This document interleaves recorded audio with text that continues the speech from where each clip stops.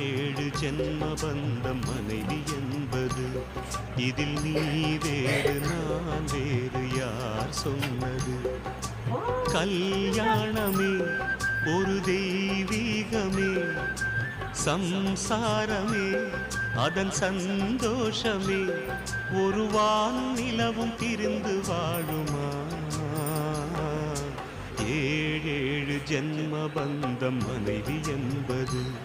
இதில் நீ வேறு நான் வேறு யார் சொன்னது?